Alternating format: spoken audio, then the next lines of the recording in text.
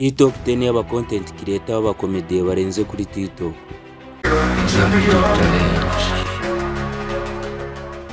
Ku mwanya wa 10 turasanga aho bita Bill Cone.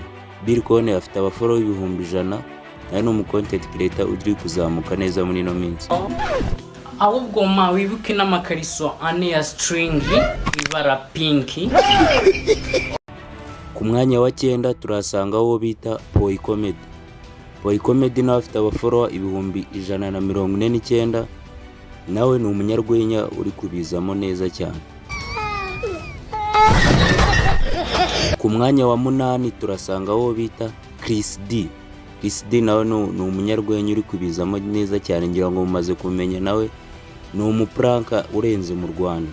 Kuri TikTok nawe kubizamo afite abaforo ibihumbi 143.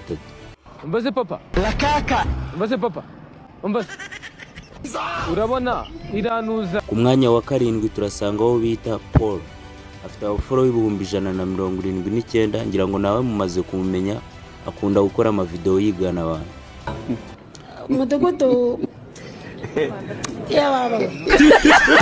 Ku mwanya wa 6 turasanga aho bita Muzi Comedy, afite abaforo ibihumbi 200.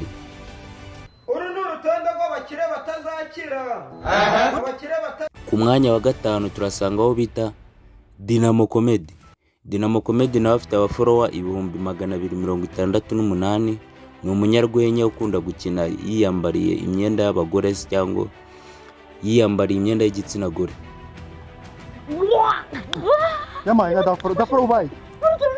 Ku mwanya wa 4 turasanga aho bita Papa Hit Wacu, afite abaforo ibihumbi 329, nawe ni umunyarwenya umaze kubizamo neza cyane, ngira ngo menshi mumaze kumenya ku rubuga rwa TikTok. Ese ko aba abakobwa bitwa umunyana, kuki nta abasore ndumva bitwa umumasa? Reka dusimbukire ku mwanya wa 3. Ku mwanya wa 3 ngira ngo turasanga aho bita Ngarambe Comedy. Ngarambe Comedy amaze kugira abaforo ibihumbi 395, urumva ko akurikirwa n'abantu benshi ku rubuga rwa TikTok, ngira ngo mumaze kumenya ni umusaza ukunda gukina yidumbaguza mu maso. Nuza we ariko mwambabariye nuza abandi ukabikora rimwe, wambabariye ko ukanshigikira nuza watapoti. Reka dusimbukire ku mwanya wa 2. Ku mwanya wa 2 turasanga umukomediye bita, ngira ngo wamaze kuba umenya cyangwa uri kumutekereza mu mutwe wawe, uwo nta wundi nuwo bita Mucunyi Comedy. Mucunyi Comedy rero akurikiranwa n'ibihumbi 214 kuri TikTok. Abo nibo baforowa afite kuri TikTok.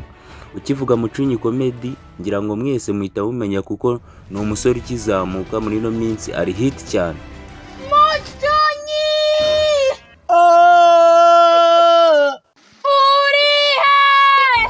Reka dusimbukire ku mwanya wa mbere. Mbere yuko dusimbukira ku mwanya wa mbere cyangwa mbabwira umukomediye waje, ni umukomediye urenze nubwo adakorera mu Rwanda, ariko abanyarwanda benshi bamaze kumumenya, ndetse niwe mukomediye wa mbere waje ku mwanya wa mbere. Uwo nta wundi, ndagira ngo bamaze kuba mukeka, uwo nta wundi niwo bita Kakajwi. Kakajwi akurikiranwa n'abaforo ibihumbi 461, urumva nawe akurikiranwa n'abantu benshi kuri TikTok. Usura cyari uwa 3 ndi muri Amerika, reba bamaze guteka amadegede y'Iwacu. Imana ikijumba cyaramunize ayiweba. Nimba wakunze iyi top 10, andika muri comment indi top 10 ushaka ko tuzagukorera, kandi ntiwibagirwe kugenda utamfollowinze.